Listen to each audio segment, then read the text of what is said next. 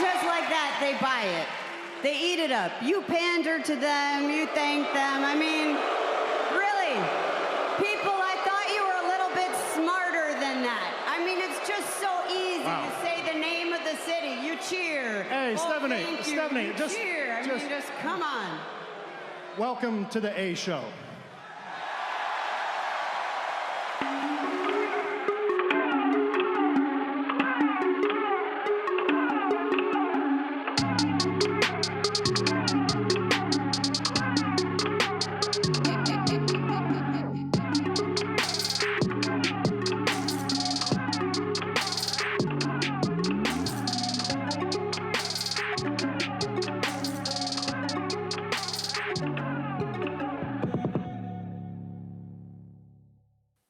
Hello, and welcome back to the A Show, episode 75 with the Kings of Pro Wrestling Podcast. I am Justin. He is Meelz. What's fucking popping, Meelz? You know, I feel good about this week.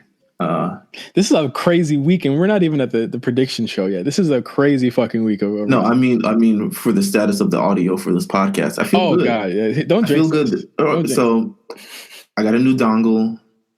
I reset my router. I got new audio equipment.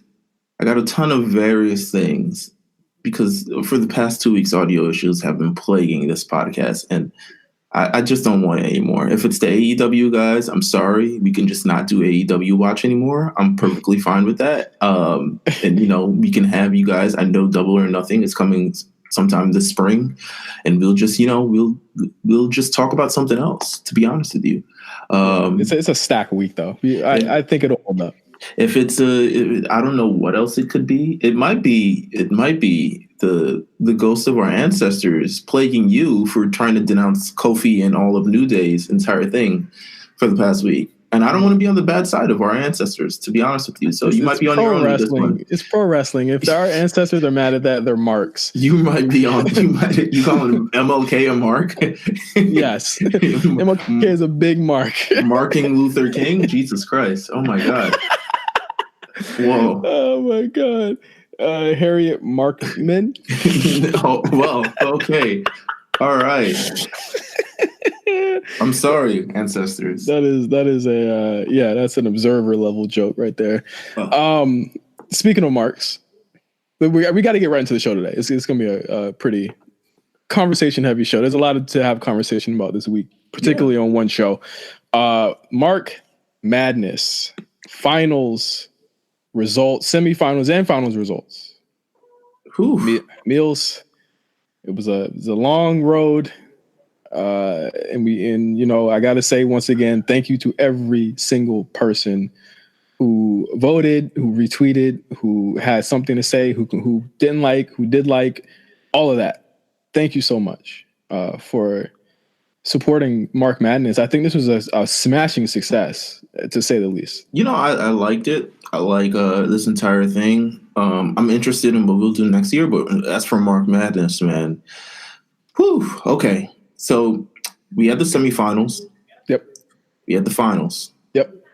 Semifinals went down. It was a massive battle. Well, not massive on one side. We had Daniel Bryan versus Sasha Banks, and let's just say Daniel Bryan won pretty handedly. The buck for Sasha Banks stopped immediately. 80% to 20%. He fucking trounced her. But you know, for her to get that far, as we said, it speaks a lot. Yeah, it speaks a lot to how important she is to a lot of people. Yeah, and then on the other side, we had Cena versus Rollins, which at one time was a close battle. Yeah, Cena pulled away. I would like to blame Stat Guy Greg for that. I'd just say the influence of the Stat Guy just swayed it away from Seth Rollins. Over 500, on his influence alone, over 500 votes for that. Stat Guy Greg said, "Hey, there's some tomfoolery going down in this thing. You guys need to check it out." And that is when it shipped. And you know, I tried my best for Seth Rollins. I think I made some good points. Yeah. One of the best stables of all time. That was something that kind of caught the ire of a lot of people. People hit you with the nigga. Whoa. Okay. I had, that's one of those instances where I have to break the N-word code, and I had to say it. They hit you with that. They hit me with that. Yeah, I tried. I tried. My man's won a Royal Rumble. He's won the WWE Championship multiple times. He's been a double champion with 4 different championships on 2 separate occasions. But if Cena was gonna lose, I didn't see anybody in that field that was gonna beat him, man. Honestly. Well, Seth Rollins was beating everyone handily, so I was just like, okay, well, Seth Rollins naturally, the trend is followed, but John Cena is John Cena. If Seth wins the Universal Championship at Mania, I think this looks a lot differently next year if it's the same matchup. Interesting. I think it's a different one. So it ended up being John Cena versus Daniel Bryan, the SummerSlam 2013. Yeah, that ends up being that match once again. I don't know if you agree, but I couldn't think of a better, representation of this decade, but these two. Well, yes. To me, in terms of just the dichotomy, the way they've sort of carried the decade, whether they've been active or not, their influence, their accomplishments, their pretty much everything. The fan support, the fan against, they have a whole. The 2010s for John Cena and Daniel Bryan, they really have an entire sort of just have it, and then it's an entire it's a vast. For Daniel Bryan has the story of literally his growth through the 2010s. John Cena has lived this just legendary decade where he's ascended into he became a legend in this decade. I mean, 16-time world champion, Royal Rumble winner, 5-star matches, everything. The fact, he really owned this decade in a sense as well. So to have them one-on-one once again, incredible. I thought it was a great way for this to turn out, and I thought it was a great representation of how great and how smart a lot of the listeners are, who listen to today's show. So I'm very happy with that. Extremely close match all the way up to the finish. We had over 300 votes for this one. It ended up being like John Cena votes. Yeah. Oh yeah, over 400 votes. Sorry about that.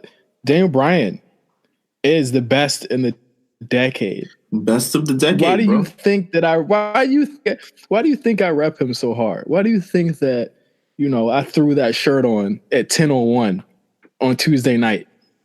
Because you were Why do you think I did that? Because this guy, this that's why. Because this guy, go ahead. No, he's my favorite. He's literally my favorite. He's like my favorite wrestler of all time. Yeah. Listen. He's my favorite wrestler of all time. Everyone has their favorite wrestlers of all time. Everyone. I don't blame you. It's a great wrestler to root for. Daniel Bryan, the American Dragon, the Yes Man, the new Daniel Bryan, all the iterations of Daniel Bryan. It shows the wealth of his career and the fact that it shows the staying power, the evolution of Daniel Bryan, his entire career. He's a great guy to root for. John Cena, on the other hand, is John Cena. And that's kind of really what you go against. John Cena's a legend, to be honest with you. It's really like, but what does it mean for the people to pick Daniel Bryan over a John Cena? It's pretty crazy. Like John Cena, Daniel Bryan doesn't have that many world championships under his belt. Well, I do feel like the internet is a place where Daniel Bryan thrives, as opposed to, we went to an arena somewhere in the middle of the country, and we asked Daniel Bryan or John Cena. Everyone's saying John Cena or something like that. But you know what? This is, I feel like it's still an accurate representation. I want to give a shout out to Daniel Bryan. I'm sure we'll crown him king, on the timeline and everything like that. So, but once again, just really in a great appreciation and thank you to everyone who voted in our Mark Madness tournament. Thank you so much. It was fun. It was fun. Once again, I'm in awe of just how much this show has grown, and how much people really fuck with us. So once again, thank you guys for joining in on this, man. It's really, really, really, it means a lot. It means a whole lot to me and Meelz that you guys hopped in on this with us. And that was Mark Madness, a success for 2019. Let's get into No Holds Barred Stacked Wrestling Week. Meelz, are you ready? Let me look again to see if I'm ready. Yes, I'm ready. Yes. Okay. Of course. All right. Cool. Yes. So first off, we got the news on Monday morning. bright and early, Charlotte Flair, Becky Lynch, Ronda Rousey are confirmed to close the main event of WrestleMania in 2 weeks. We'd all been predicting it since, I guess, last November. I mean, really since last year. Yeah, since last year. I feel like as soon as Ronda showed up, we were like, this is the opportunity for women to main event WrestleMania because Ronda Rousey is such a draw. And especially after, the WrestleMania match she had last year with Triple H and Stephanie, we knew she was such a natural in the ring, and being able to bring that. We were just like, it's only a matter of time, and they wasted no time. Yeah, for sure. It was really, really like, a crowning moment on Monday. I think a lot of people were very, very happy. A lot of people were very upset. Here's my thing with the narrative behind that is that what did people think it was going to be? Like, there's a narrative behind this? There's a narrative that, listen, I had no idea. This road to Mania is I thought it was very, self-explanatory that they were going to be the main event. This road to Mania is very like toxic. If like as far as fandoms are concerned, like the fandoms have been very, very, very toxic this year. Of course, there are people that don't want Ronda in the main event. They don't want Charlotte in the main event. What? They don't. You live in some dark area of the internet. They think, it's the same. It's the same. It's the same pocket that you live in. They want Kofi to main event Mania and close the show. Well, no one has said that. They want Kofi to be champion. We'll get to that. I've seen people say they want. I don't know what dark pocket of the internet you live in, but I haven't seen that. Yeah, listen, I haven't seen that take. Somebody please tweet Meelz with the tweets that people saying that. Give me the tweets. Is the bigger storyline fucking lying out their teeth? Give me the tweets, man. Give me the tweets. But even still, all three women did the press rounds at ESPN this week to hype up the main event. I think it's a good idea for them to do this earlier than later instead of waiting a week to say that it was going to be the one closing it out. This is a monumental occasion. I can only imagine the video packages that they're preparing for this. Like, I'm very ready to cry, honestly. I don't think I'll cry, but I think I'll be very, very proud, especially of Becky and Charlotte. I mean, Ronda, to me, it was aforementioned. To me, it was no doubt in my mind that she would main event WrestleMania just for the sheer star power and the intensity and the name that she brings. But just for Charlotte and Becky, who we've literally seen, we've watched over the last years. We've watched Charlotte's first match. We've watched Becky with this Irish chicken gimmick. We watch everything from NXT, and then they kind of getting into the WWE and their kind of awkward footing of how they landed, and just the full evolution of them as characters. Fully of Charlotte not being that great on the mic and having had to have Ric Flair there, and now she's incredible. She's a presence. She's a one-woman show on her own. We have Becky, who seems to have found a character and seems to have found a real trend and found a real natural sort of fit for her that kind of works. If Ronda Rousey, who's just the extra, natural. She's natural. She's just the extra layer on the cake of this women's evolution thing, which is probably trademark. But this entire thing, and it's just three elements that kind of bring it all together. It's a real win for the division, and I think it's a real win for WrestleMania. Absolutely. I think, you have to take into account everything that is taken for these women to get here. And we said it before a couple of weeks ago, we might not like the way that it was built. We might not like the story anymore, but there's no damn way that you're going to deny how important this is. And this is a huge moment just for women, for the business. Like this puts the spotlight on a lot of other companies to do this and take that step and say, it's time that this type of shit happens, and it needs to happen more than once a year. They've taken so many strides, and a lot of people have always given WWE shit, us included, for going 2 steps forward, two steps back. This is an example of them 4 steps forward, and right. I can't think of anyone better to carry this than these three women. I mean, there's Becky, who was if you asked us last year, if you told us last year that she was in the fucking main event this year, we would have laughed at you. Honestly, we would have been like, how the fuck is that going to happen? And we've literally witnessed it happen. I mean, I think we had a shoe in. It was going to be Charlotte and Ronda, and there was nothing else, But now we get Becky in that equation, and I think they're going to tear the fucking house down. They're really going to they're going to have a classic, and I'm excited to see it.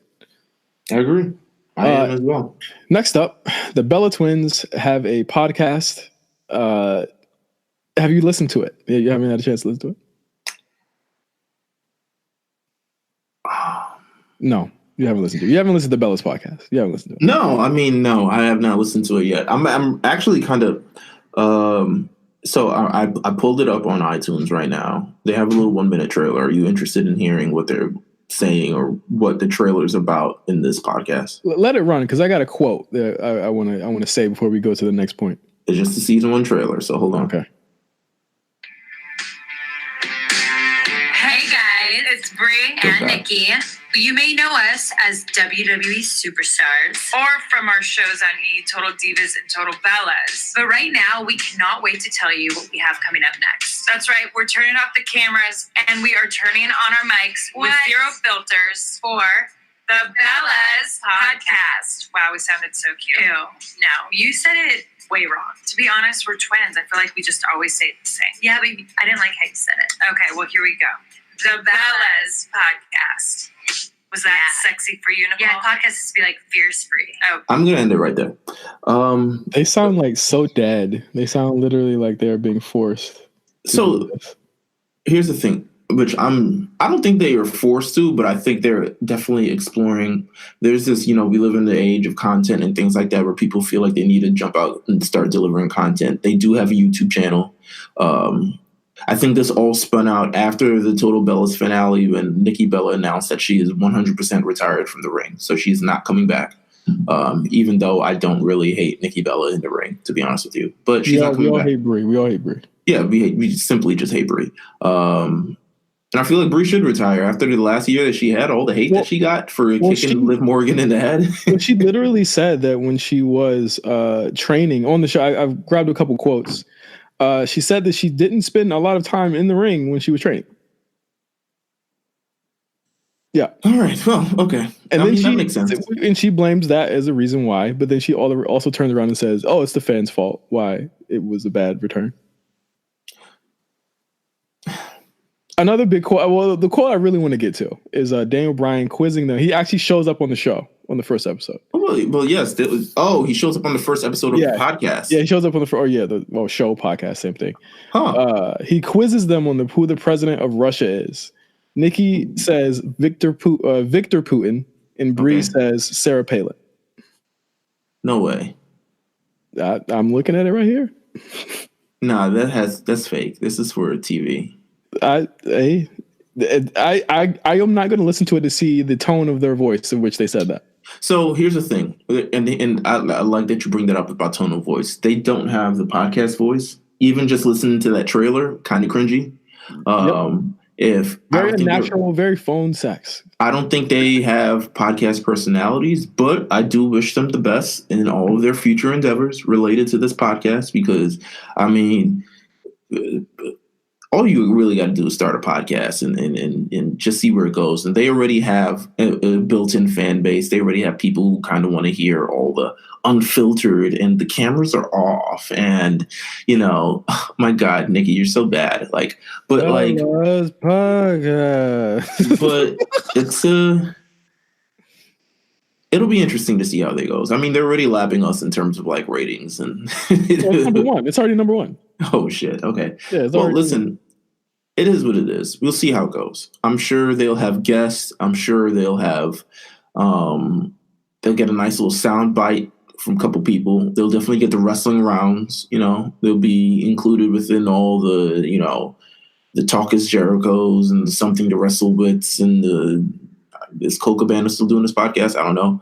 But I'm sure they'll be included with all of that. The Chasing Glory with Lillian Garcia, which is apparently the new hotness on the streets. Yeah, I heard they be dropping the tea on that shit. Well, Lillian Garcia really like Oprah out here. She really be having them pouring out their souls. They be crying. Everybody be crying at that show. I was like, yo, Leo Rush was about to cry on the show last night. I was like, Lillian, what are you doing, baby? Come on. It's a podcast. I came here to think it's that everybody loves Lillian. I used to have such a big crush on Lillian, bro.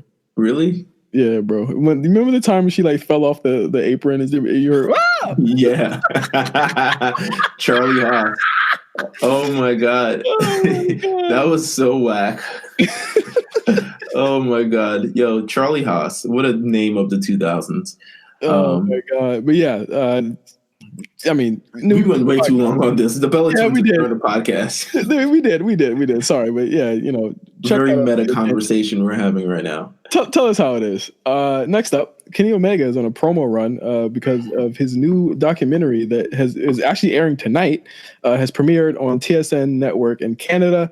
A couple of his choice quotes, and I guess I'll say for him. I feel like he's not a. I don't think we get enough of like, yo, he's from Canada. Let's all canonize him as much as we can. But go ahead, run, keep going. I'll say a couple things, and so just a couple of points that I've kind of written down. And I'll ask you what you think about what he said. First off, he said he's not interested in the WWE. He's not interested. Just doesn't want to go now. How do you feel about that?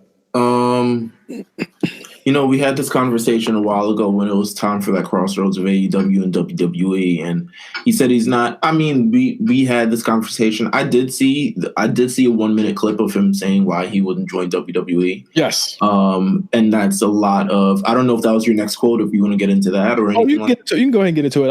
I just kind of condensed it into that. I mean, I feel like a lot of it is fluff because he's contradicted himself, and because he said that right, but then like right after he signed the lack of creative control is what we're referencing. Yeah, and but he was what did he say a couple months ago? He was like, I was real close to signing. Like they gave me a lot, and I was like, so which one was it? I think that's why I didn't mention that. I was like, I just felt like it was a bunch of talk and posturing because of his position right now. So I feel like here's how I feel like. To me, we had this conversation before on if Kenny Omega would choose AEW and WWE, and I think we brought up the same points that he brought up in the show.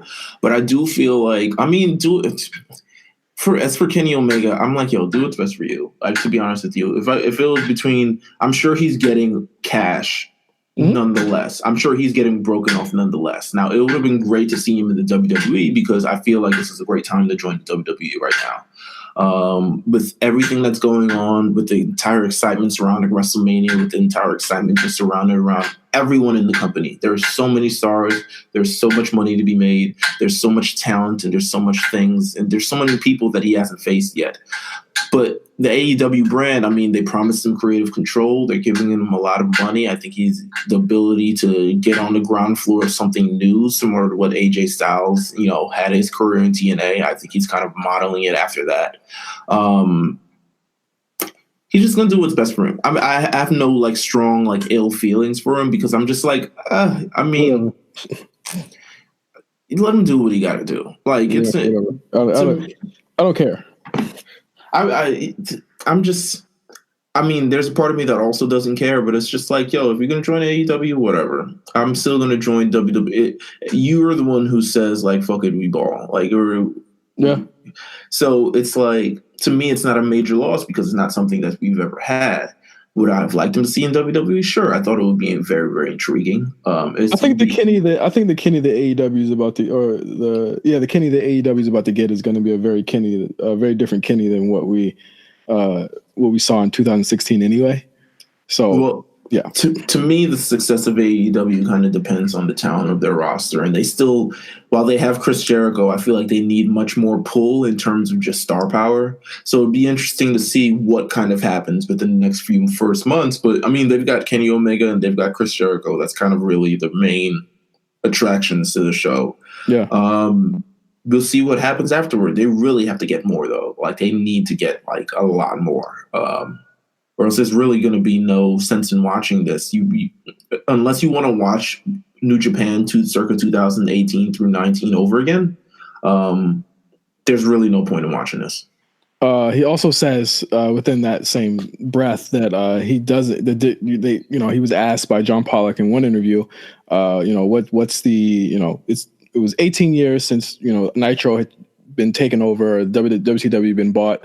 What could you say, what's the changes that AEW is going to make? What's the difference? And he said that AEW, they're not looking to compete with the WWE, but kind of prefaced it with other people may have different motivations. So it's still weird, it's very weird. The way that they speak, the way that a lot of the top guys in AEW speak, they don't seem like they know what the other one's thinking. Well, no, I don't think they do. I really don't think they do. To me, this is entirely new and getting off the ground, and I think they really don't know what the hell is going to happen. But yeah, I really don't think they know what's going on. I really don't think, like, they have an idea, but in terms of just like, okay, how are we doing stories? How are we doing things? I'm sure they're working on it, but it's like, I really don't know what's going on. Right. Next up, he said there's a real story, quote unquote, behind his New Japan Pro Wrestling departure. That he's always declined to tell the real story behind why he left the way that he did in the manner that he did. I mean, he lost at Wrestle Kingdom and never showed back up, never said goodbye, just straight up dip. I guess I could take over for this one. I think that there might be a big story, but I don't think the story is anything more than me and my boys held up your company for a whole year with will they, won't they, and rumors about a new business, a new company that they were going to start. And then when it came time to do it, you guys all fucking left, and you left the company dry. That's the real story. I don't know what other real story there can be other than that. Like he's been very vague and very like loosey goosey with like talking about Harold and the other top brass at New Japan. It's the story is exactly what we think it is and exactly what it looks like. It's that you guys dip on this company, like right. But I also feel like, but it's not like something that up. I will say that their contracts were up. Yeah, they were. It's not like it's something where they just like we out and we want out of our contracts. Like their contracts are up. They chose not to re-sign. They moved on to a different company where they're trying to build. I get it. Like it happens. Literally, I mean, when you look at even, sports history or even wrestling history in itself, like Hogan, Macho Man, everyone leaving WWE for WCW, or, in TNA, Styles, Samoa Joe, everyone leaving TNA for WWE, and or all this other stuff, ROH, everyone leaving for WWE. I feel like these things necessary. They happen. I understand why they happen. I don't feel sort of any, maybe it's because I'm not invested in New Japan, but I really don't feel any sort of ill. Plus they did all they could in New Japan. Like we're really going to see like another year of Omega versus Okada, versus, I feel like they've done everything that they could. I'm not caping for them. Don't get me wrong. I'm not fully caping for them, but it's a sense of just like, I'm intrigued in what's going to happen just because it's a new company. And I'm just intrigued generally on the intrigue of just the mystery surrounding it. I don't know what's going to happen. I want to see what's going to happen. If they fall flat on their face, I will laugh. If they don't, I mean, Godspeed. But yeah, it's interesting. It's like watching a new. It's rare to see a new wrestling promotion being built in 2019 in front of our eyes, and kind of how they're going to maneuver it, especially one at this level. Like they're immediately starting like at the third or fourth sort of tier in like wrestling in the United States. But they're not starting on the third or fourth tier because that's really where they are. They're starting there because the fans keep telling them that they're there. Everybody but since knows they're not there right now. They don't even have a TV deal. This is true. No TV. Impact has a TV deal. So they're below. If you want to call that let me not. Well, Impact's on Twitch, by the way. I don't know if you. I mean, they got a deal nonetheless. Impact on Twitch every Friday nights. AEW on Hulu, motherfucker. 12 to 2 Friday nights. Impact on Twitch. But shout out to Kenny Omega for his documentary. I heard it's pretty good. I'm going to check it out sometime this weekend between all of my other commitments to the 18 shows I'm doing this week. Next up, Jim Ross. Where do we start with Mr. Ross? Okay, Jimothy Ross. Let's see, James Ross, Jim. So after we all had a great moment with Kofi Mania being fully realized on Tuesday. I know I did. I don't know about you, but I know I did. Jim Ross, shut the fuck up. Jim Ross got on Twitter. And this pasty face, melt face. Whoa, okay. All right. Have some respect. He's an elder. Hold on. Fuck him. I don't respect my elders. I'm Cameron. I don't respect my fucking elders. You know what he said on Twitter? He said race should have never been brought into the Kofi Kingston storyline. It's a classic underdog story. Race, religion, and politics have no place on wrestling TV. He said, and he spelled out wrestling. because that's of course. That's how you get your incel fans to get behind. Wow. Okay. Wrestling TV, in my opinion. All the spice. Listen. Hope to see, but no. The most funny part is right below that, he's promoting a show with him and Jerry the King Lawler, King Racist. Whew. Okay. Fuck Jim Ross. Oh my God, that's a start to either. Let's see. Race has no place in professional wrestling. So that in its own could be misconstrued in a million different ways. And he should really think of the things he says before he says it, because in 2019, to ignore race in professional wrestling, to ignore the stories of different people in the United States, the look of our country and the look of the world, quite honestly, where people of color are doing amazing things, and not to say like, white people aren't doing amazing things, but let me finish my inspiring story before you come down with the sauce. Race was not even brought up in the storyline at all. It wasn't. So hold on. So I don't know if we want to talk about this now, but there was a Big E promo. Yeah, I remember that. That's not considered, like, they didn't even bring that up on the show, you know? That was part of building the storyline. I honestly do personally I feel like he shouldn't have done that. But he did. So that's the thing, though. WWE did not acknowledge that. Let's just be clear. They did not acknowledge that. I feel like they didn't acknowledge it directly, but they acknowledged it indirectly, because spinning off of that promo is the whole "we might quit" type of deal, which sparked the entire intro to Smackdown. So the point, everyone was, quick to say like, "Oh, everyone who says something about race, look at this Big E promo right here." It made its rounds on sort of social media, and that could possibly be what Jim Ross is referencing. But do I feel like it should have been done? I agree with you. It shouldn't have been done.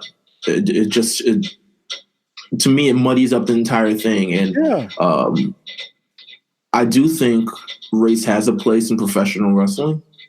I'm not an advocate of those sort of undertones being, sort of incorporated into storylines, unless the result is the person coming from under winning, because then you look like racist assholes.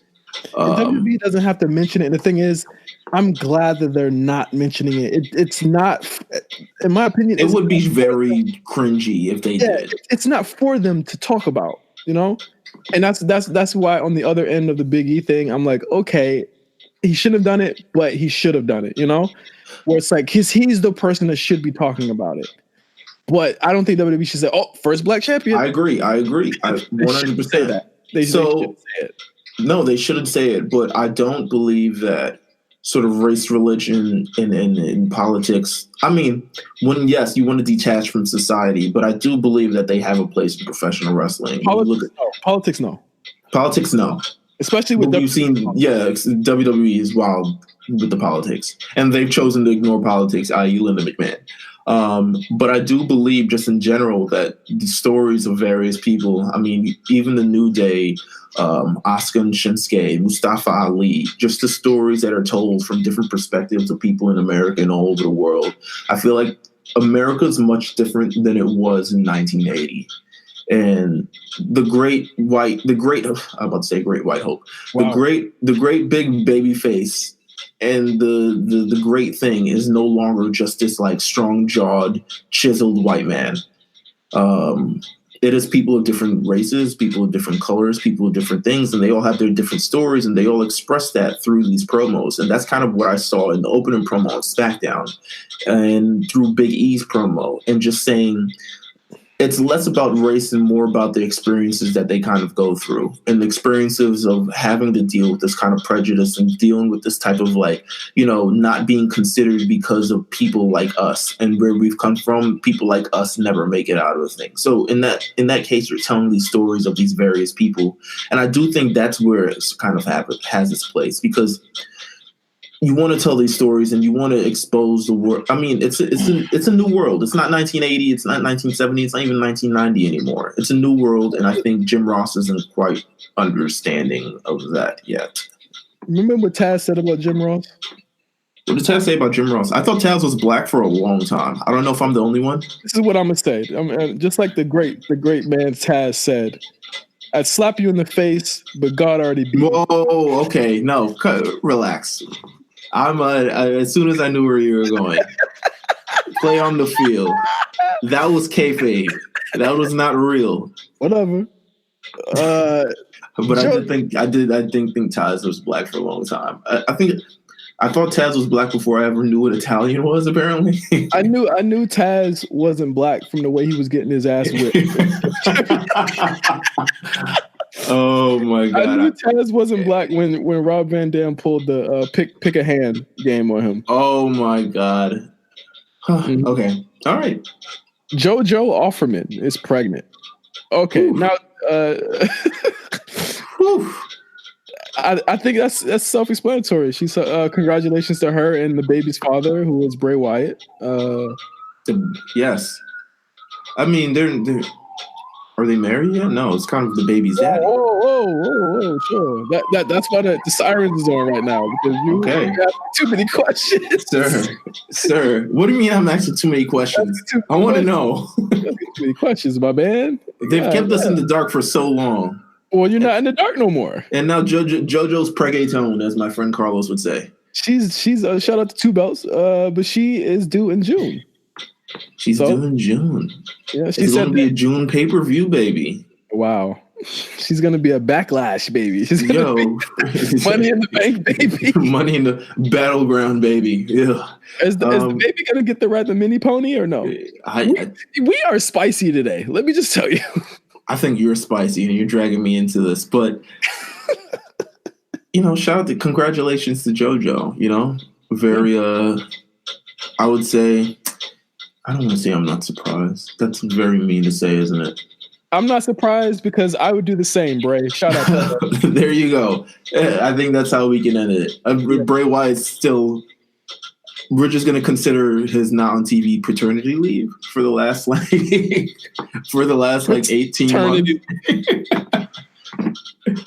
Paternity leave. We are spicy, bro. He's on paternity leave, bro. I mean, as long as he's off TV for as long as I can remember. With some house cleaning things before we start with our Raw and SmackDown review. Walter and Pete Dunne is official for NXT TakeOver New York. And Ricochet and Aleister Black did win the Dusty Rhodes Tag Team Invitational, and they will face the War Raiders at NXT TakeOver as well. This card is fucking crazy. Big stacked. It is stacked to the max, and I can't wait to actually see everything on this card. There are no bathroom breaks, but I might take a bathroom break during the War Raiders entrance or something. I don't know. Pee in the cup, boy. You better pee in the cup. Tell Jamal, keep lookout. We've been debating what's the bathroom or food break. There is none. There isn't one. Before. You got a 2 out of 3 falls match though, so I would do it during the first. Fall. Yeah, I would definitely do it during the first fall. Of course, yes. So turn up. I mean, NXT is on a different level, and NXT TakeOver New York, once again, a different level. It's just scary how good this pay-per-view looks. Like WrestleMania is 2 days after.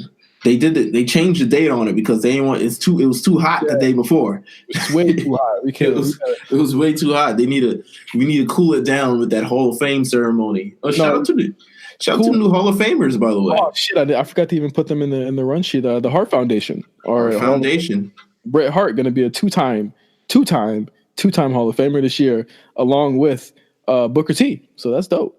He's him. Triple H. Shit! Wow. No, Triple H ain't a 2-time yet. Oh, this is his first time, huh? This is first time. Shawn Michaels 2 times. Shawn Michaels. Wow, that's crazy. Shawn Michaels 2 times. Yes. Actually, was X-Pac 2 times because with the NWO? NWO wasn't. NWO hasn't been. Thankfully, it hasn't been. I'm wilding. Oh boy, right? Because would have been a 2-timer or 3-timer. Oh yeah. So, but Bret Hart, Jim the Anvil Neidhart, great moment in the ring with Natty and Beth, and just kind of, absorbing all the emotion and everything like that. So I'm very happy and very proud. Cedar Heart Foundation. Speaking of Natty and Beth, moving on to Raw. The Mania matches on that side are really starting to congeal. Very, very interesting week as well with these weekly shows. As with Raw, things happen. On SmackDown, things happened. So I'm gonna try and like speed through Raw really quick. A lot of the Mania matches are starting to congeal. We have Finn Balor versus Bobby Lashley for the IC title. I do believe hold on, before we start here, did I not say this was the direction? I mean, yeah, come on. I mean, did I not say 2 weeks ago Finn has to beat Bobby himself and not Leo? Did I not say this? Yes, you said that. You were like, how do you feel? And I said, I feel nothing because I know that this is what's gonna happen. He's gonna get the title shot. I said this, right? Yeah. All right. So here's my thing, Meelz. You don't like to give me my props. You don't like to give me my respect. What do you mean, give you the props? I asked you, how did you feel about him losing the championship, and you responded accordingly. I don't get what props are. What am I giving you props for? Props are free. Just say, Justin. You were right. I get where you were coming from. So I don't stress. I don't get. You know what? I get where you were coming from. Okay. I don't fully understand in some points, but overall, I believe in the story that Finn Balor, yes, has to beat Bobby Lashley one-on-one.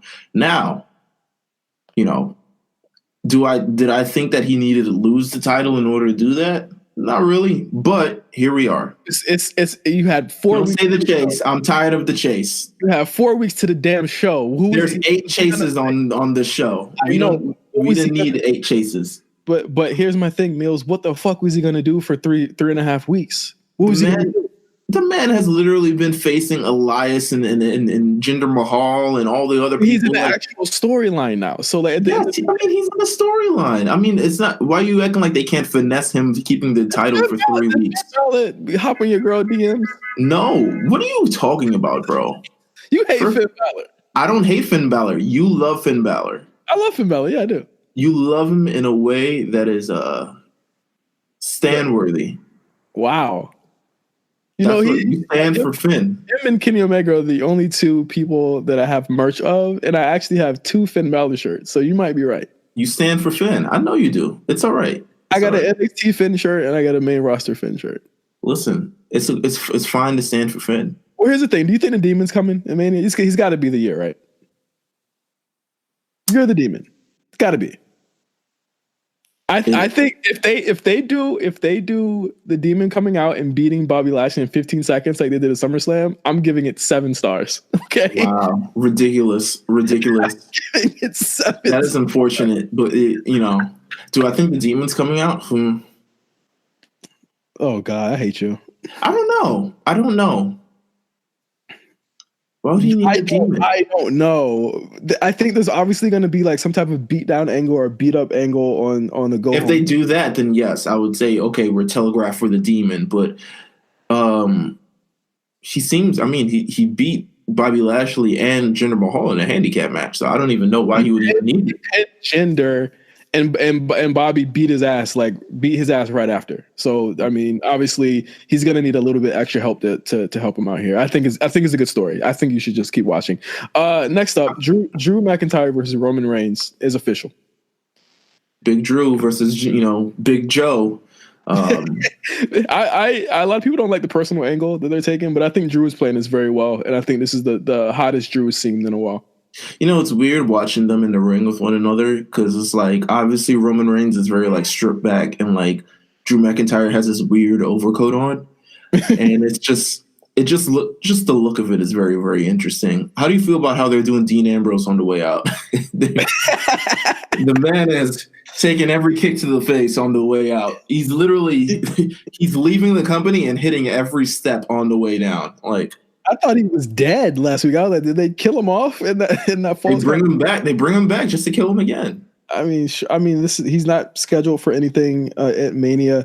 I think if anything, he might play a part in the Drew match. And if I had my money, if I had my druthers, if you will, I would love for the Shield to be in Seth's corner for his match. Honestly, I don't think that I think that if he's not booked on Mania, there is somewhere for him to be. There is a place for him on that show, and I think those are two places where having the Shield come out or having Drew, fucking Roman and Dean come out in Seth's corner, it would be a tremendous look, for that match. So I think that even if he's not booked, there's something for him on that show.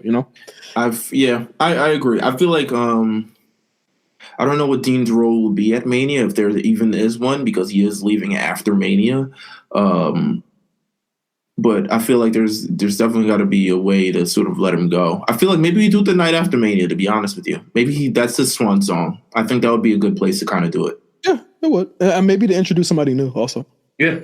Braun is in the Andre the Giant Battle Royal. He is one of the 3 participants so far, with Michael Shea and Colin Jost, who I like those two. They do a really good job. I like the cut of his jib. Yeah, I like this. It's Colin Jost guy. Listen, we need an affable white guy and his very centered and knowledgeable black friend. And I feel like this is just what we've missed on Monday Night Raw. To me, some people didn't like it. I don't get it. I thought this was hilarious. Yeah. Not like side splitting hilarious, but at the same time, it's like very like not hilarious, but hilarious in the way that Colin knows how to deliver the lines and get the heat. His timing is great. Yeah. The way he knows how to deliver heat. Fantastic. It feels like I don't know if he is a wrestling fan, but it kind of feels like he is. Yeah, he is. Michael is. I don't know about Colin.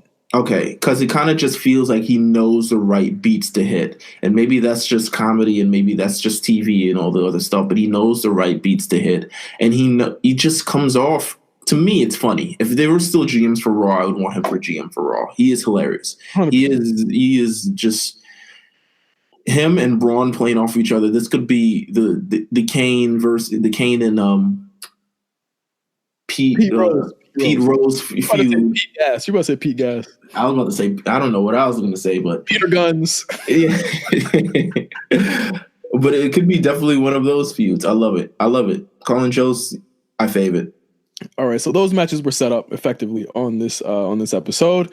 Also, Kurt Angle tried to turn the clock back, and the fucking clock broke. Let me write that down on the list.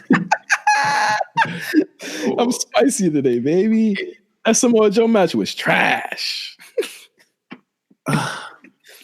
Listen, man. He's on his way out. Just let him go. Samoa Joe looked to be on his way out, too. That motherfucker looked tired 2 minutes in. So they're both... All right, so TNA was a very long time ago. Was it? Their matches almost happened 15 years ago. Like the set of Kurt Angle versus Samoa Joe matches that kind of happened when Kurt Angle entered, TNA. It's like you're putting 2 corpses out there, essentially. Joe's only good on the mic. I think I knew Joe wasn't where he was after them Finn matches, and people were trying to call him fire. I don't know what to say. It's just, it wasn't good. I'll say that. Yes, in terms like that, yes, it was very bad. Yeah, it was bad. Yeah, that's the end of it. It wasn't good. It wasn't good at all. I applaud them for trying. I applaud them for putting all these matches on that we would rather see than Kurt Angle versus Baron Corbin. But yeah, it was bad. Pretty bad. You know what else was bad? The Riot Squad. Oh, I didn't even mention I think the beat the clock challenge for nothing. For 15 minutes of the show. Listen, man, if I was a Riot Squad at this point, like, to rehab them, honestly. Also, the outcome of this match does not matter because of Tuesday at all. I've written this match. What are they beating the clock for? Exactly, they were beating the clock for. I guess it was to set up Charlotte. Giving Charlotte yet another L, basically. Because I mentioned this a couple of days ago on Twitter. I was like, Charlotte has been taking a lot of L's, and I think that when people start to take a lot of L's, that's when you should start looking at them. It's classic wrestling booking 101. most recently it happened with Andrade, who took that big ass losing streak, and then he won the NXT title. It's basic wrestling. It's basic wrestling. I don't know if it's basic wrestling, but I feel like they were trying to figure out a way. How can you have Charlotte lose, but not actually lose the match? Well, I'm saying that's a part of what they were doing, which they've been doing with Charlotte since fucking September. But they're not having her outright lose. They're just having her not look as good as the other two. And that's yes, but I'm saying it's a part of what they've been doing with her. Yes, I agree with what you're saying with the beat the clock. But as a whole, they've been setting Charlotte up as this grandiose loser who keeps getting opportunities, and that was just another example. Do you keep the right squad together, or you break them apart? Turn Ruby face, keep Liv and Sarah heel. I don't know what you do with Sarah, honestly. I think there's something there with Liv on because she has a good look. But I think if this team is together after the brand split, I'll be very surprised. I think they're gonna break them up. Honestly, I think it's time. Also, I could see. I feel like if they, the thing is like they break them up, I think they're gonna flounder. But if they keep them together. Ruby won't. If they keep them together, there's an opportunity to sort of tell that, like, okay, we've been through this rough patch. Now we're figuring it out. But I don't think they'll do that because they've really just been feeding them to every competitor who matters in some sort of big feud or anything like that. And here's the thing. You can't move them and keep them heel either. Because if you move them to SmackDown's like if they've got enough there. I think here's what you do. You move one of the Absolution girls, you move one of the Riot Squad girls, and you keep it very kosher with that. I think Ruby gets moved to SmackDown, to be honest with you. I think she's better. I think she's better off there. I think it gives people like Asuka and whoever. The work rate goes up, definitely. Yeah, 100%. I think there aren't enough women there for the Charlottes and the Asukas to dance with. And if we are assuming Becky will be on Raw post-Mania, then they're going to definitely need some work right there. Yeah, I agree. Seth Rollins, his promo on Raw this week, I thought was very solid at the end.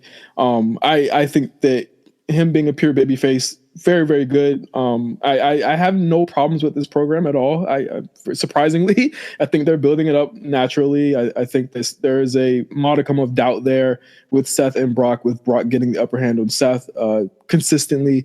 I really do think that if we were to choose of all of the matches that they're going to do, I think Seth will win this match. I'm a little iffy on Becky, and I'm definitely iffy on Kofi, but I do think Seth will win this match.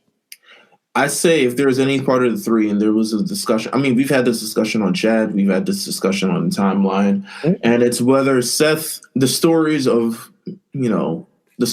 Seth, Becky, and Kofi, can it all happen on the same show? Odds would say no. I would love it for all to happen on the same show, but I would also love $1 million and a brand new car, and that might not happen. I would say, to me, with the story that's going in, if there was anyone that would probably, if I feel like if one of them had to lose, it would end up being Seth. Mm-hmm. And that would only be because there's a lot of Roman back up, baby. Yeah, that's what I'm saying. They're probably going to feed him. They're probably going to feed Brock to Roman again, which we build it up for SummerSlam again, baby. There's a bigger program there. Where's the thing? Well, let's fantasy book here. Let's say Seth does lose. So does that mean Seth goes to SmackDown? Right? Yeah. Yeah. Yeah, he should. Yeah, why not? He's been on Raw way too long, and it doesn't even matter. Right. In that case, I'd be okay with that loss. You move Seth to SmackDown, move AJ to Raw, and then you're able to have a program with Seth and whoever, Seth and Andrade. Like that's the workhorse show. If people don't fuck with Seth's work rate, put him on that show and let him see what the guy can do. I love that idea. But with that, it's like I don't think they're going right back to Roman Brock. I'm not convinced yet. That's not really what I'm seeing right now. It looks as though to me they're slowly integrating Roman in, and shooting him up to a Universal title shot is not what I'm thinking. Also, you got to remember Saudi Arabia's in a month. Mm-hmm. So who's gonna go to that? And you know they only want the big B's out here in Saudi Arabia, man. Yeah, so it's like I think Seth could win, but it's gonna be real weird. You know, it's gonna be very weird. But I think of all of them, I'll put my hat in the ring and say I think Seth's gonna win out of the two. But I did love this. Not love, but I did like this promo that he had on Monday. And finally, excellent Revival versus Black and Ricochet match. I think these two, once again, they've proven that they can go in the ring. I can't wait until after Mania to see where they go. Right. Let's go to SmackDown. Oh, wait, hold on. A few more things from Raw. I'll just some quick things. I'll just do some quick things. Triple H's promo, hilarious. Oh yeah, I forgot. I didn't like that. I didn't like his promo. You didn't like? I really want what I want, what I really want. He was too Def Comedy Jam. Oh wow, Def. Okay, all right. Well, this explains the Kofi thing that we'll talk about later in the show. But I liked that promo. I liked Beth Phoenix actually looking like Beth Phoenix on Monday Night Raw. It's something that was missing. While you have Beth Phoenix there, she's just going to get beat up by Nia Jax every week. Like, she's Beth Phoenix. And I don't know what they're doing with Elias, but I don't like it. But yes, that is it. That is it for Monday Night Raw. All right. Wow, SmackDown. Huge show. SmackDown. Oh, my God. For the show, we got word. A feel-good show, for depending who you are, right? Yes. We got word during the show that there was going to be a definite change. There was going to be a change to something. They were keeping close to the chest. So I didn't see this at all before watching or reading the show. It's pretty much blasted out that it was going to be a title match and it was going to be Charlotte. And, you know, everyone was trying to see where it was going to, what was going to happen, what it was going to be explained. And essentially goes like this. The way that it was set up, I have to say, even if you're mad or not, from Monday to Tuesday, this is the strongest thread they've had for this story in a while, whether you agree with what happened or not. Of course, you had Charlotte losing the Beat the Clock challenge, not even finishing on Monday and being frustrated, so frustrated that she hit Becky. Becky has a promo on Tuesday saying, I bring the people, Ronda brings the Raw title. What does Charlotte bring? Charlotte comes out after the first segment on SmackDown, says, I'll show you just how deserving I am of being in this match. Asuka comes out. It is now a women's title match. Unexplained. Of course, I'll talk about this later. There is probably a reason for this, but it is Asuka versus Charlotte part 3. They had another match last year. Yes. All bangers, by the way. Yes. That last one didn't finish, did it? It didn't have a finish. Charlotte came out with the kendo stick, and things got a little crazy.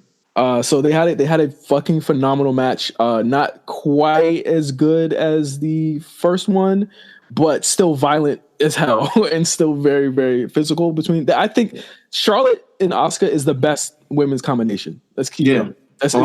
On all rosters, to be honest with you. Yes, it's that I haven't seen anything like this before. They always pull out, some crazy shit. Even with the counters that Asuka does with Charlotte, these two women respect each other and they give each other like Charlotte lets Asuka beat the shit out of her in these matches.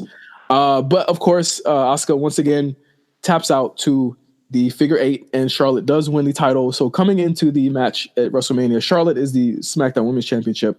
Ronda is the Raw Women's Championship. Becky is the Royal Rumble winner. All three of these things congeal to make this probably, in my opinion, the biggest main event, man or women, that they've ever had. Both titles not on the line. We don't know if they're going to be on the line. I guess we'll wait for Monday to figure that out. I have been hearing unification rumors. I don't think they will do that. I think they're just doing this to save their ass either way. because we know Ronda's leaving, so we have to at least have someone going in that's hot enough to go to the other show. But let's talk about it. Let's talk about our thoughts on the title change. Meelz, first I'll start with you and I'll talk about how I felt about it.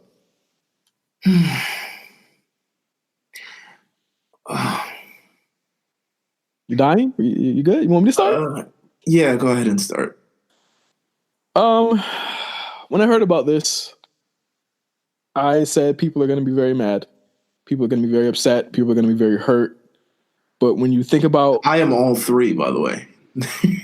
I'm a little more pragmatic about it. I'm a little more, I don't know, even keeled about it, because it's just, when you think about it, let's think about it from an Asuka standpoint. And shout out to Meltzer Said What on Twitter. He made a list of most televised singles losses since 2015. Since people wanted to go there with Asuka, saying that she was, defeated beyond repair. She's had 5 losses since 2015. Charlotte, Carmella twice, Mandy a month ago, and Charlotte. That's it. Mm-hmm. Those are the only ones. Charlotte and Carmella being the only 2 repeated losses. Yes, you could talk about her, her programs or whatever, but she's never been made to be a jobber. Same with Shinsuke Nakamura. Like, never been made to be a jobber. I feel as though when you're booking a match this huge, you have to have all of the ingredients of it. If you remember correctly, and we mentioned it on the show just a couple of minutes ago, it was always going to be Charlotte and Ronda. Yes. It was always going to be those 2. You had to put Charlotte in that match. Becky got hot. They tried to pull the Charlotte Ronda match at Survivor Series, but it only helped enhance the story until Becky was better. You have to have Charlotte in this match. You think they're not going to have her in this match? That's number 1. Number 2, and this is a detriment. Again, I do blame creative for this. You had nothing for Asuka. There was nothing for her. And honestly, the bigger story is bigger than anything Asuka had going on. Because, and I said this a couple weeks ago on the show also, they've written themselves into a corner with the situation where Asuka beat Becky and had nowhere else to go because Charlotte immediately went to Raw. It's like she had nowhere else to go. And I think that like it's a tough situation for both the bookers and just the creative in itself. It's like you have to make this match the biggest match ever because it's the first women's main event. But again, you can't, you have to kind of move to the side. You have to tell a story. And again, this is, I hate to even put it to people like this. It's just about, it's literally just about, it's the championship. I know that it sucks. I'm a huge Asuka fan. I love Asuka to death. I think she will be fine. I really do think she'll be fine. I think she will get the title run that everyone wants her to be on, but she was not the focus and she has not been the focus. Even last year, she wasn't the focus. We all knew what the focus was since April of last year. It was always Charlotte. It was always Ronda. Becky is literally the third wheel here, and that's what it was. So in terms of, and I respect everything that you're saying, and in some parts I agree with it, in some parts I don't. My entire understanding is make it make sense. You know what I'm saying? And I feel like the unexplained women's championship match, the fact that Charlotte beats Asuka again, and to me, whether or not Charlotte or Asuka had something going on, which there was something going on, and because there was a number 1 contenders match originally booked for SmackDown, now you, at the detriment of the rest of your SmackDown female roster, you bring Charlotte and you have her win the belt without any explanation, with any reason, without any rhyme or reason. There isn't. She doesn't. No. But she doesn't need the belt in the match. You understand that, right? Like, she doesn't need the belt to be in this match.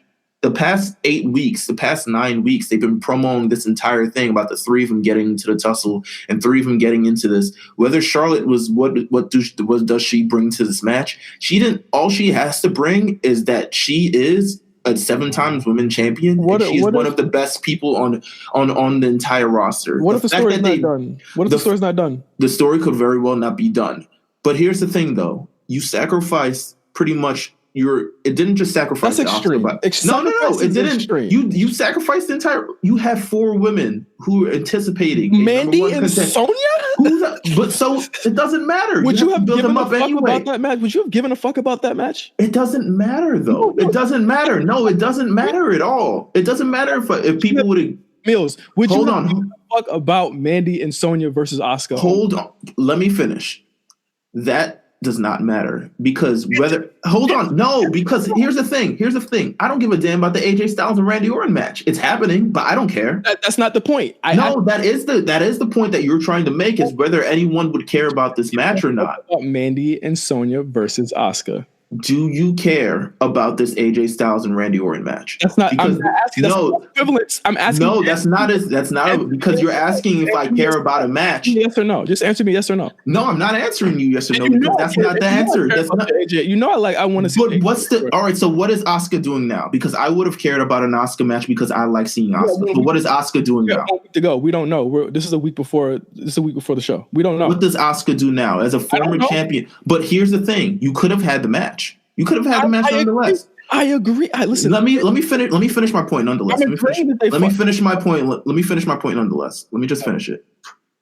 So, I do think it's a detriment to the SmackDown women's roster that you put the title on Charlotte and now there's nothing for any of the women to vie for on the roster. You had an opportunity where you had the rest of the women on the roster. Yes, there is a championship match. Yes, there is a main event. Yes, there is an own separate match that they did on Raw, that they've been jumping on Raw and doing an entire thing. You have 4 or 5 women who, despite whether people care about them or not, were going to fight for the number one, for the contendership for this championship. And yes, that match could have ended up on the pre-show. It really could have. It didn't matter. That Meelz, but it could have ended up on the pre-show. But it would have still regardless. People wouldn't have been mad. People are mad now. Meelz. It doesn't no. Your point doesn't make any your point is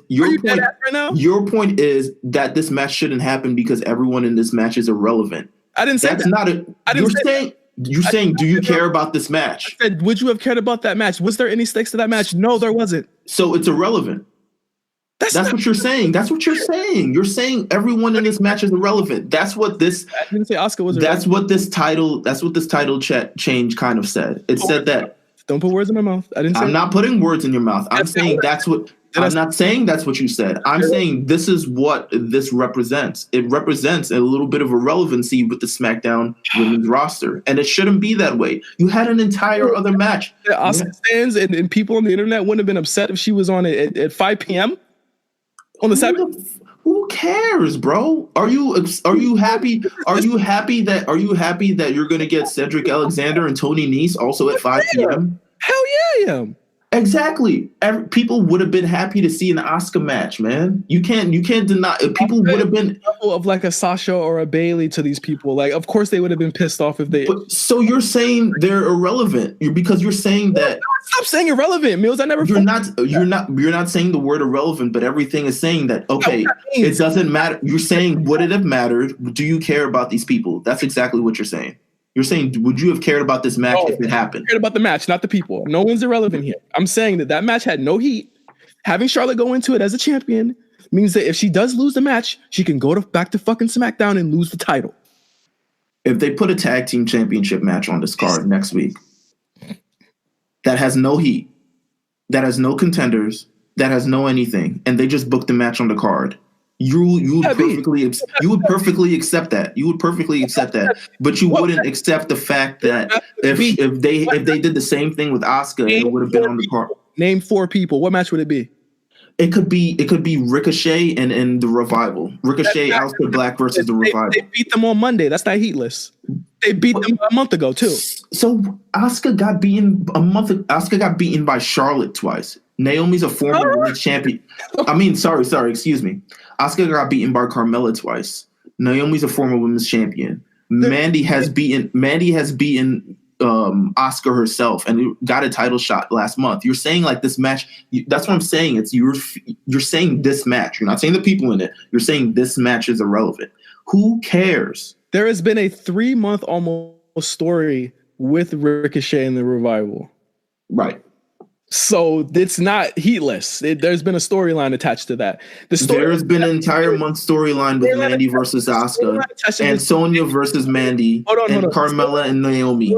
Hold on. The storyline attached to this is Mandy messed up her match because Sonya's interference, and Sonya messed up her match because Mandy's interference. That's it. That's a story. Why are you downplaying their story? Why are you downplaying? That's not to the level of what you just said would be an irrelevant. So you're saying it's irrelevant. And you're saying their story is irrelevant, and you're saying their program is irrelevant. That's what you're saying. All right, bro. Go down the hill for Mandy fucking Rose, who can be on Mania this year. Why does it matter? And you're still downplaying. Charlotte's the fucking GOAT. That's why. No. That's all right. So now you're changing your argument because you lost.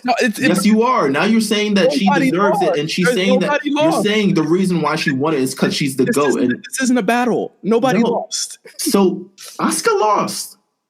Asuka lost. The women's on Smackdown lost. They lost, bro. Like that's what it is. It doesn't look right. You're saying that's cool. Their payday on the Battle Royal they lost.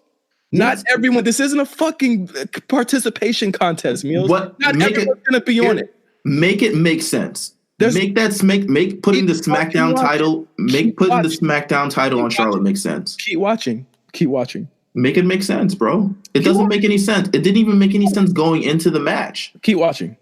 They literally said, "Here's where you go," and I say, "I understand." I said this earlier, and I want to bring this up again.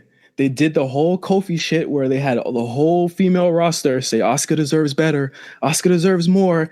At the same damn time, they did the such and so organic Kofi program. So keep thinking she's getting fucked over, and literally the night after Mania, if she wins the title back, you'll see that WWE just wanted to have both fucking shows champions in the fucking match. That's literally all they wanted.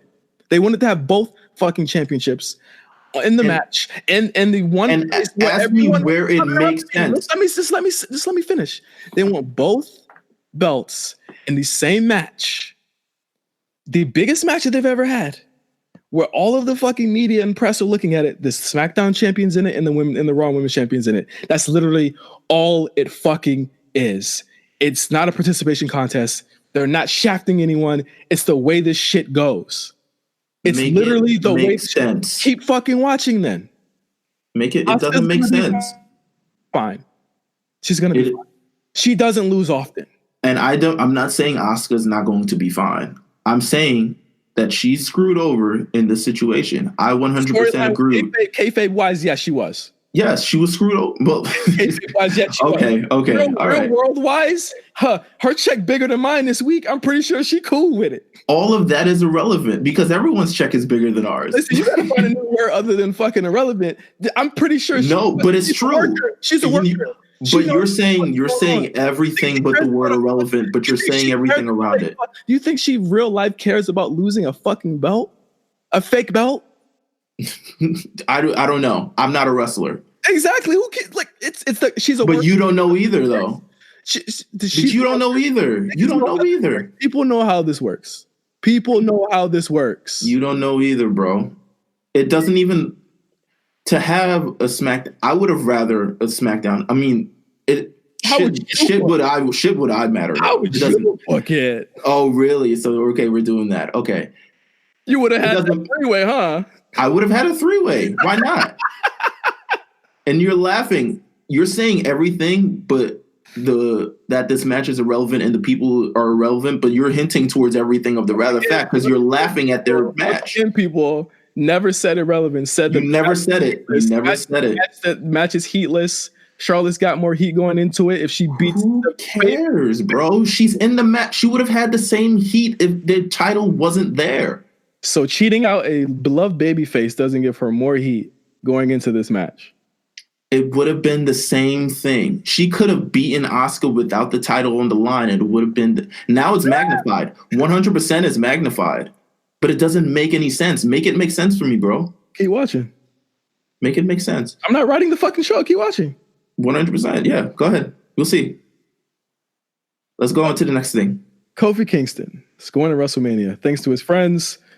How do you feel about this program in terms of now it's being the rest of the New Day, having to determine the fate of Kofi?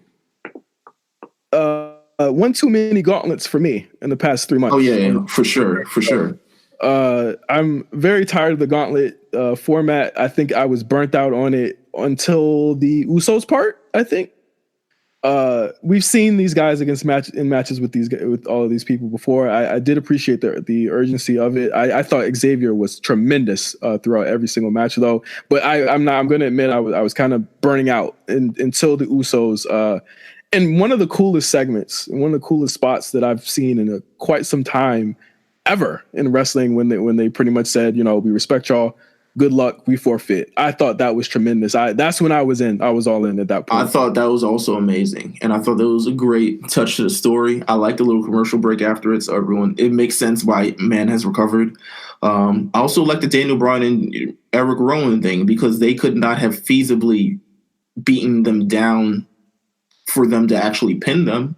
But they did manage to win by countout, which I think saves Daniel Bryan, doesn't make him look incredibly terrible. Also saves pinfall either way. Yeah, but saves a pinfall, and it doesn't have it so like Big E pins Daniel Bryan or something like that, and it just looks very skeptical going into the match. I thought it was great. So you essentially have Kofi Kingston going to WrestleMania, a really good, feel-good moment. It is official. I have to laugh at the people who thought this wasn't going to happen a week ago and the week before that. I think this is the best they've built up a babyface in a long, long time, honestly. And this is a babyface that's been in the company for 11 years now. Just a great feel-good moment. The match is happening. I'm glad. I'm super happy for Kofi. This is where I wanted the moment to be. This is where the moment should have been. I can't wait to see the entrance. They need to come out on horses with unicorn horns. That's what I'm thinking they're going to do. I think Bryan, one of the best heels in the company, period. Just great. Him kicking the TV was a fucking tremendous moment. I think this match is going to be great. I think this match is going to be pretty good as well. I think I love the story behind it. I love the ending on SmackDown. I love that it's kind of about, this entire program is about being the underdog, but it's also a little bit about brotherhood. It's a lot about sticking to the people who brought you to the dance. It's a lot about fighting Daniel Bryan, who seems to be the ultimate evil at the time. It's about Vince McMahon saying, well, can a B-plus player beat Daniel Bryan? I thought it was masterful.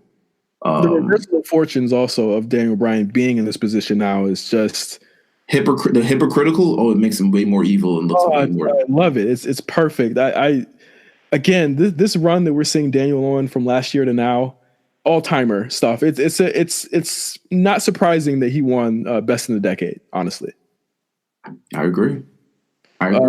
Some more miscellaneous stuff from. We'll save the Kofi Bryan talk for next week's episode. I think we'll have a cool guest from that one. I think. I hope so. I hope so too. We're working it out right now. Miscellaneous stuff from SmackDown. I'm so glad they didn't give us a full AJ Kurt Angle match. Oh yeah, they saw Monday and it was like, yeah, nah, no. Where's Randy? Randy, you out? Come back. And we also had a very awkward Miz promo. How about no more promos between these two until the match? So here's my Miz thing right now. As a face, and why it's so weird as a face. Don't get me wrong, he has great fire. But just the way this segment went on, it's not that it was terribly bad, but it just seemed the Miz beat up like 15 people. Did you hear that? By himself. Miz beat up people that he would normally never beat up, even if he was a heel. My man beat up security, tossed him to the wolves. Then Primo and Shelton Benjamin came out of nowhere. He laid the hands on them, knocked them out. Sanity out of nowhere. Sanity's former NXT Tag Team Champion. Sanity as heavies for Shane McMahon. Self-picked by Shane McMahon, you think? I'm with it. He beat them up too, by the way. All three of them, same time. Yeah. Is there anything the Miz can't do? I mean, I joked on Twitter and I was like, well, Shelton Benjamin, Primo, and Sanity have like an average like overall score of like 72 in 2K. Yep. So it's kind of like so it's like you charge up a few finishers and you get them out the paint really easy. I don't know how 2K works, but that's pretty much how it works. But the Miz beating of 15 people is just, I was like, all right, if this is how we get into Mania, this is how we're getting to Mania. Yeah, I don't think Shane's promo was very good until he hit the seed line about his dad birthing him. That it didn't pick up for me. I don't think Shane, to me as a heel, has the fire yet. There's something off about it, and I think it is Shane. Because he's an old man now. He's just old. He's not like a heel. And this, once again, last week I said, like, Shane McMahon as a heel, the young punk, that was kind of his thing back in the days. Like, this young punk, he's out here terrorizing people. Now he's kind of like old dad, like dad heat. He's got dad heat. Yeah, I don't, and again, it's nothing against Miz. I think he's doing tremendous in this angle. But there's something off about it. I'm very interested, as you said again last week, Meelz, like where this goes after this program's over with Miz as a face, because I think SmackDown now has a lot of faces. Oh, yeah. I mean, with the addition of Rey Mysterio, who did show up on the show as well. And his hype beast son. Yeah, wearing off-white this week. He made sure it was in the shot. And then Vince is like, what's that say on your shirt? It says off-white. What is that? What do you mean off-white? Off-white what? I bet he said that. What do you mean off-white? Like black or Hispanic? Why's it got to be off-white? Black. I like the shirt. Let me see it. And he throws it on and stuff like that. Listen, I'm all for Rey Mysterio's hype beast son. Vince and off-white with the silky on? Woo! Real New York vibes. But yeah, I'm interested in seeing it. They did say that the match is a Falls Count Anywhere match now. So there you go with everything that was announced for Mania this week. And there you go with both shows. Raw and SmackDown this week for the A show. A very loaded, packed show. And next week is, of course, going to be our annual WrestleMania prediction show. We will, of course, unless there's anything else added to Raw and SmackDown, we will not be reviewing them next week. We will be fully, completely into predicting NXT TakeOver New York. Nothing big is going to happen. If you're interested in sort of like, oh my God, what if something big happens on Raw and SmackDown? They're probably keeping everybody apart until WrestleMania. I think we might. Well, I think Brock's back next week, so that might be a thing. I think has Brock ever laid a hand on anyone the Raw before WrestleMania? I think he did. I think he did the Undertaker. Yeah.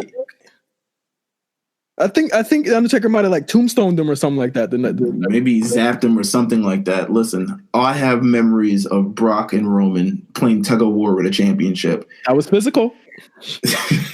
Okay. I was physical. It was physical, bro. But yeah, we're going to completely focus on NXT TakeOver New York and WrestleMania. We're going to talk nothing about those shows. If you loved the banter and the debate we had this week, I'm pretty sure next week we're going to have some crazy fucking debates and banter for these two shows. Until next time, make sure that you follow us at RNC Radio Live on Twitter. Make sure that you follow us at A Show RNC on SoundCloud and subscribe to us on iTunes, Stitcher, Google Play. Where else are we at? Spotify as well. We also have spot callers coming this Friday with myself and Cyrus. We will be reviewing Championship Wrestling from Hollywood, episode 381, featuring RJ City versus David Arquette. Meelz, have you ever wanted to see David Arquette wrestle?